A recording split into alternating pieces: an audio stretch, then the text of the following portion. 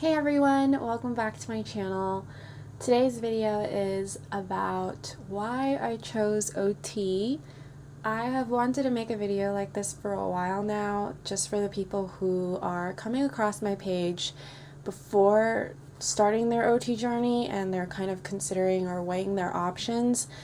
I know it's a tough decision to figure out what you ultimately want to do, and deciding that takes time. So I wanted to share a little bit of my journey and some of the things that I think are very necessary or important skill sets and interests to have if you are interested in going into the field of occupational therapy. It's so strange to film a video where I'm just talking about myself for a little bit, but um, I'm so used to having videos where I have content to teach you guys, so it's so strange to be talking about myself.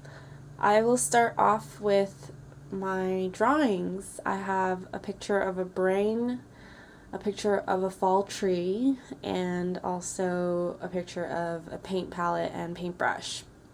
So when I think about myself and my interests and how I really came about finding OT, these are the three things that really resonate with me and that I think of immediately when I'm sharing my OT journey.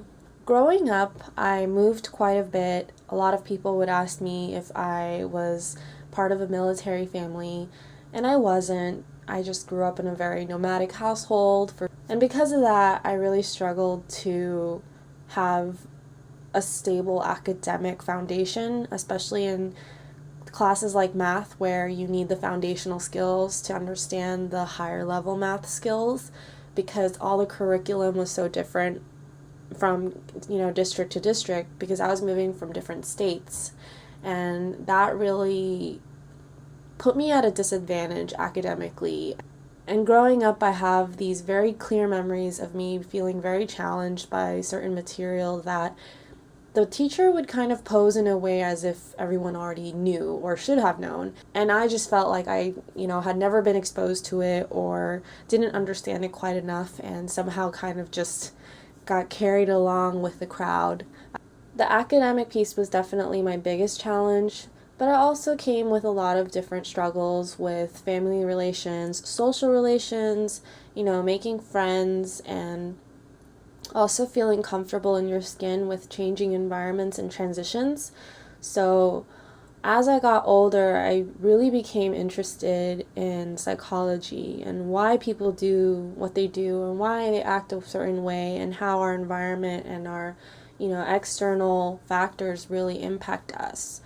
So that was always a growing interest. I was a very curious kid, and I really enjoyed learning about a lot of the science and just the mental health piece as I was growing up, especially by the time I was in college.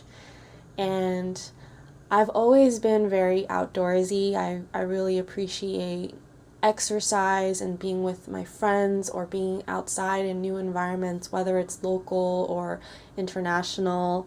I'm a big advocate for wellness before wellness was really a big popular thing. It's very important to me, and I put a lot of emphasis on it when I'm working with my clients as well. Last but not least is art. Art has always been a staple for me. Growing up, I was always drawing. I was always learning how to draw different characters and tracing and trying to really perfect how to draw complicated things. And till this day, I still know how to draw Sailor Moon from head to toe, because I had drawn her so many times that I just have it engraved in my memory. But those are really the three things that I feel like brought me to OT. And for everyone, it's going to be different, which is why I love hearing these stories about how you ended up in OT, because it really shares a lot about yourself and also how holistic the field is. So the reason I shared these three pictures and my story is to tell you really how they came together. So by the time I was ready for college, I pursued my bachelor's degree in psychology, And at the same time, I really was interested in continuing my art. I had taken art electives growing up, and it had always been something really like calming and cathartic for me.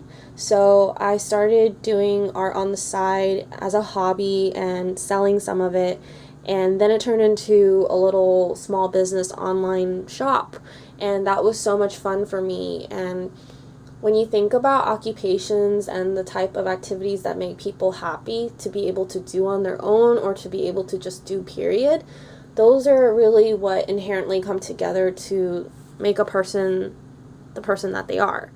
And as OTs, we're really pulling from our own experiences and bridging that with the people that we are working with so that we can better relate to them and get them to their highest level of function.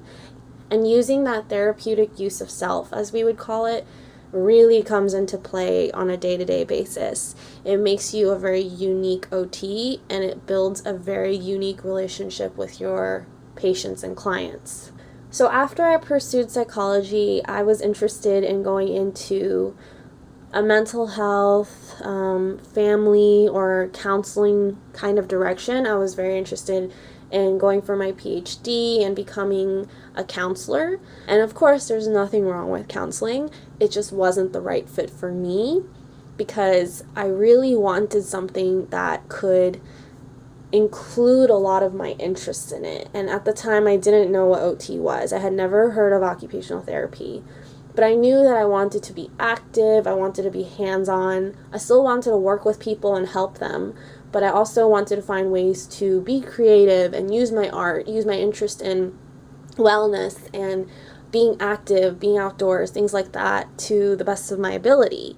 And eventually found out about OT through one of my mom's customers. And then I started shadowing and I just fell in love with it. I loved that it really allowed me to work with a client in the way that I felt would be best for them based on my clinical judgment, but also my personal life experiences, which really helps connect with people and see what their life must be like from a perspective that comes with a lot of empathy and problem solving. So I felt very challenged in a good way working with adults and kids, and I just knew that this is what I wanted to do. So I spent a year on prerequisites, applied, and I ended up going to USC, which is the University of Southern California. So for those of you who are new to OT or are trying to still get a grasp on what it is, I know that it's challenging to define, but I feel like it's because everyone defines it a little bit differently.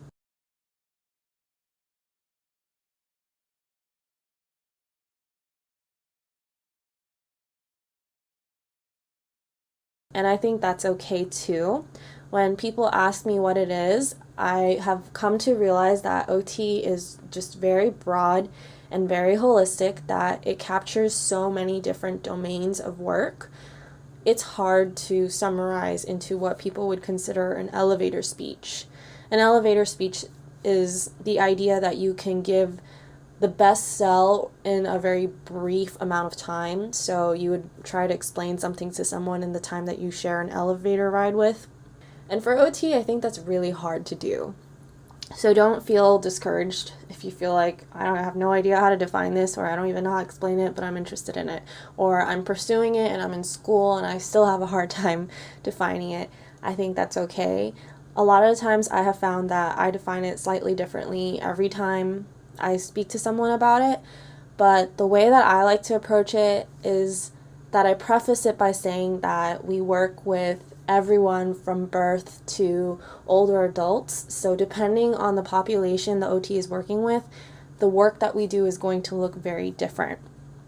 And then I say, well, I'm a pediatric OT, and everything about OT has to do with trying to help people accomplish their daily life skills, things that you would do on a day-to-day basis, but independently to the best of their ability.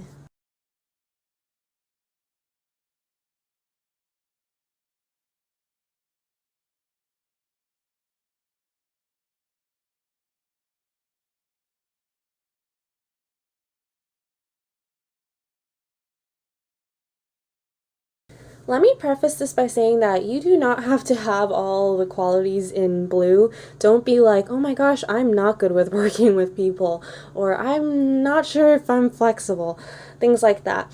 The reason I wrote all these out is because I feel like these are qualities that you either would benefit to have, or you will benefit in the sense that you will learn these skills. So as long as you are open to working in environments with people who may be sick or injured, and you feel like you want to work with people and help people get stronger and better, that's the foundation of OT.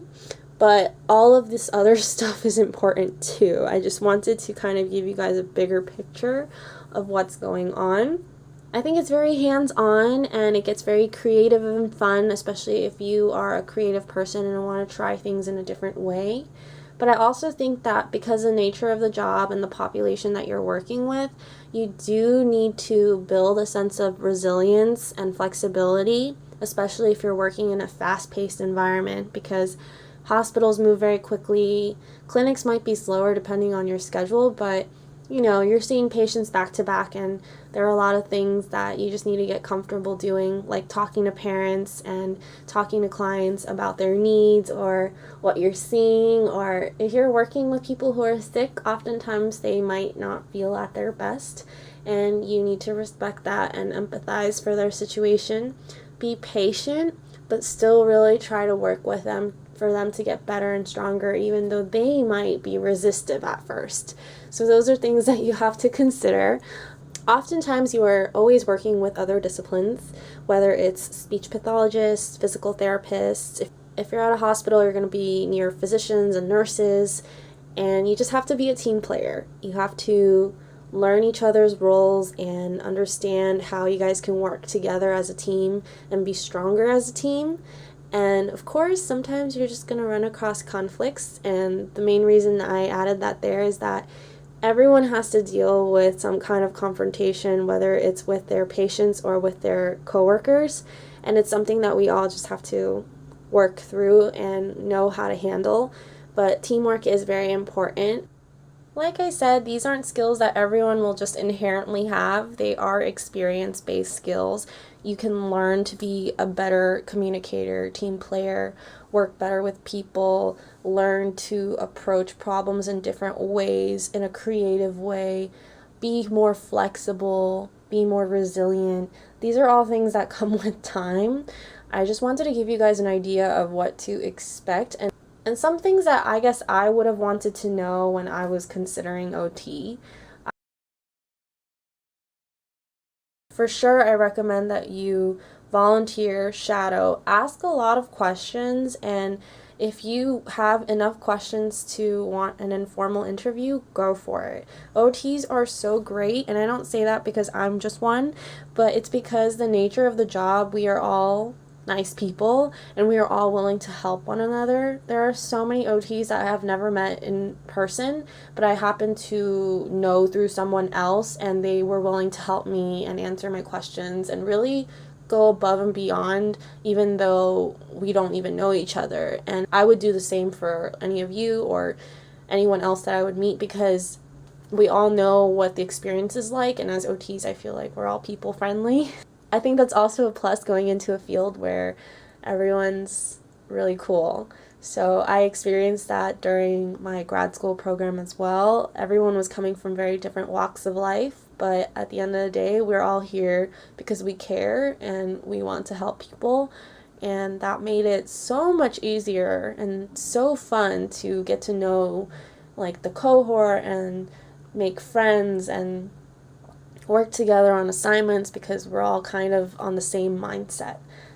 Alright, so that concludes this video. I have no idea if this is going to be helpful because I feel like I rambled in so many sections, but that's really the beauty of OT and how much love I have for this profession. We do so many cool things. Well, thanks for watching, and I hope you guys have a great week. Take care!